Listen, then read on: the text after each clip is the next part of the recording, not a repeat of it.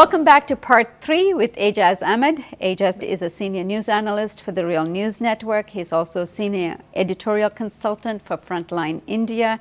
We're talking about Afghanistan, Pakistan, and US's regional policy. And in segment 3, we are going to explore China and Russia and their resurgence in the region, complicated by Iran. Thanks for joining us again, Ajaz. Thank you very much. Ajaz, the Obama administration has announced several new policies towards the region. Is this change from before, or is it the same U.S. policy just packaged under the Obama administration? One has to recall that all of this Islamic terrorism network was created by the United States starting around 1980, targeted at the Soviet Union, not only the troops, the Soviet troops that had come into Afghanistan, when they intervened against a prior US intervention, but also to destabilize what were then Central Asian republics in the Soviet Union. So the Soviet Union has a lengthy experience of being targeted by this Islamic terrorism, both when it was working for the United States for about 2 decades, and then now that it has turned against the United States. So the Soviets are very sensitive. They want to contain, they want to defeat this Islamic terrorism because they feel very threatened by it in various areas, including Chechnya.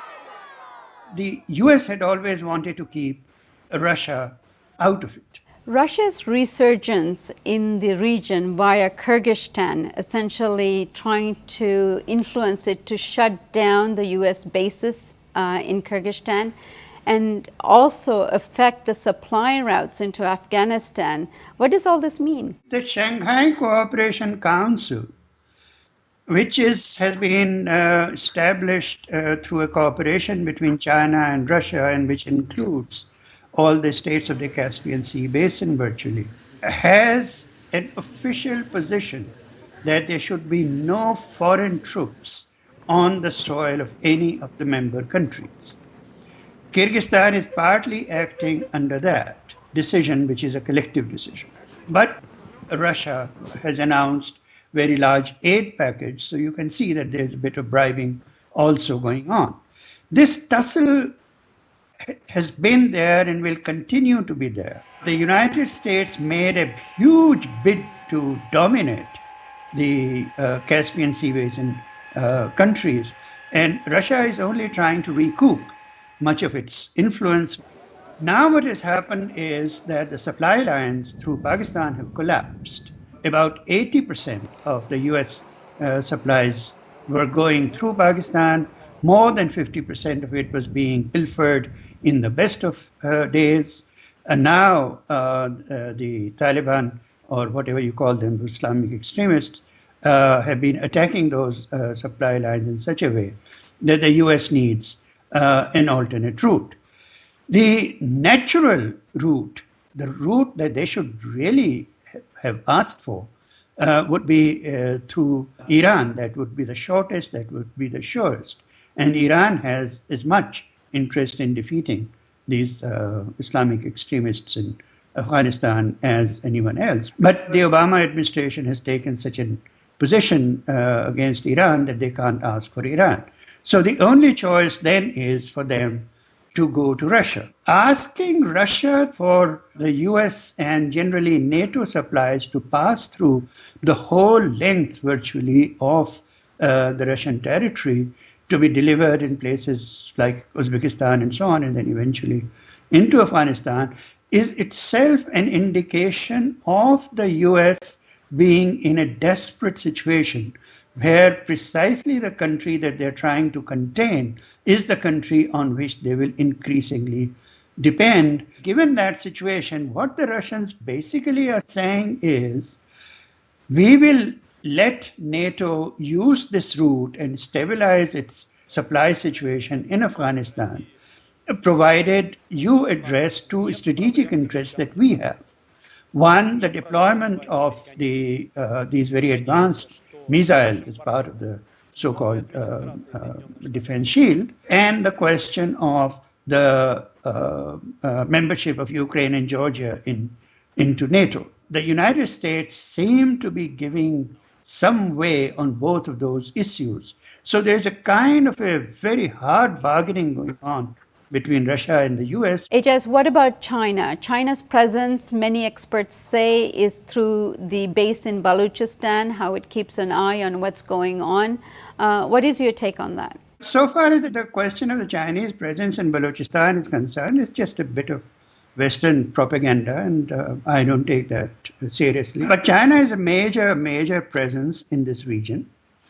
United States is trying to use India against China. They want that rivalry to increase. China and Russia are the two countries that the US would have liked to contain, except that they are having geostrategic problems. China's western provinces themselves are infested with these Islamic extremists, which the United States infiltrated into those provinces in years past. And China is very interested in containing this. But as a matter of fact, until about 10 days ago, China had never made a major strategic statement on Afghanistan, which it now has. I think this growing rapprochement between Russia and the United States makes the Chinese a bit nervous. So far as the containment of the Islamist extremism is concerned, they too will fully cooperate. But I think they will watch very closely just how far the cooperation between Russia and the United States goes. The United States, on the other hand, would like to drive a wedge between Russia and China. So there is a kind of a three-way sort of tug of war shaping up, and we don't know where that is going.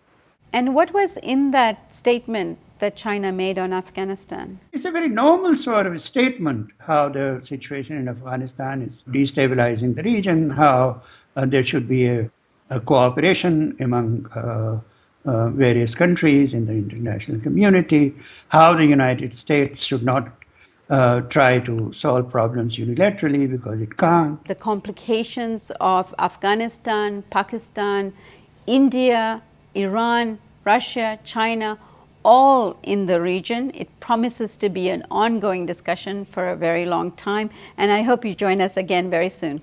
It has been a pleasure.